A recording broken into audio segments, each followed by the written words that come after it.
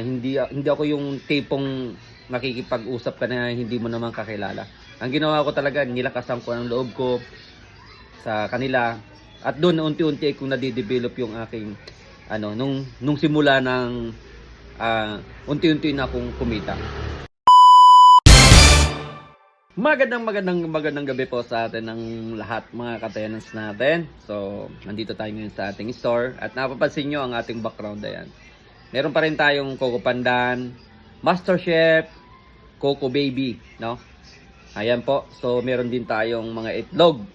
At eto, sa mga baguhan at sa mga gusto mag-pick up dito sa ating store, puntahan nyo lang ako. At marami rin sa atin nag-chat or nagmi-message, personal message.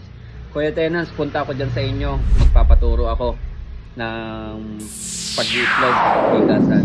Maraming salamat po. Shoutout sa inyo mga ka-tenants natin na patuloy na sumusubaybay sa atin, patuloy na naniniwala. Kaya naman talagang nakakataba kayo ng puso, no? Dahil nga po sa patuloy ninyong pagbibigay ng inspirasyon sa akin ay talagang nakakatuwa, no? Dahil nga po ramdam ko rin yung nararamdaman ninyo, no? Nung nagsimula pa lang ako sa larangan ng pag-iitlog, no? Talagang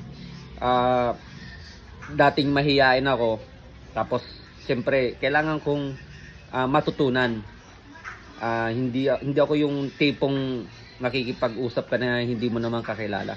Ang ginawa ko talaga, nilakasan ko ang loob ko sa kanila. At doon unti-unti kung nadidevelop yung aking nung simula ng unti-unti na akong kumita, no? Naramdaman ko pala or naranasan ko na ito pala ang priority sa buhay ko, yung matapang ka, yung malakas ang loob mo, yung wala kang hiya, yung makapal ang mukha mo, di ba? Yun po yung talagang unang-unang dinevelop ko. Dahil nga po, haharap tayo sa iba't ibang tao, mga professional na tao na yan, iba retired, no? Yung mga nagbi-business na yan. Yung iba naman diyan, mga teacher, mga ganyan, sariling business. Kaya po, nag-suggest ako sa sarili ko nung kailangan lakasan ko yung loob ko. So ngayon, meron tayong hinanapan na na nahanap na magbibigay sana sa atin ng impormasyon. Pero hindi ko naranasan yon sa kanila. Pinagdamot sa atin, no? Na initsupera ka nga, dinedma ka kung saan, tinanong ko kung saan siya kumukuha, wala. So naramdaman ko yung hiyang-hiya ako nun. Kaya eto, naramdaman ko rin kaya sabi ko, punta kayo dito sa akin. Kung may time kayo, pwede nyo akong kausapin, pwede nyo akong puntahan dito, magkape tayo, mag-usap tayo.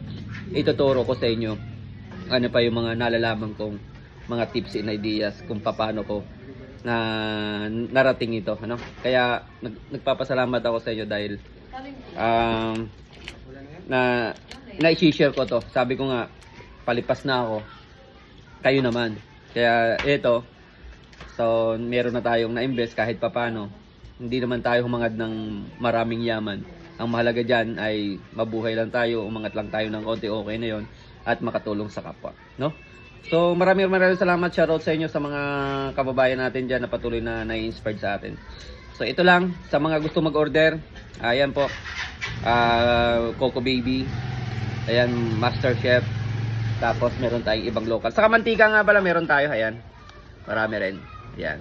Abil na po kayo mga ka-tenants natin. More negotiate tips and ideas sa mga hindi pa nakapalo kay Tenants Ray Race. Baka naman naglalambing sa inyo. Ito na yung time, ito na yung para makasama kayo doon sa mga matututunan, no? Makasama kayo doon sa mga tuturuan natin. Okay? Maraming salamat. Nasayang ko naman yung oras. Thank you.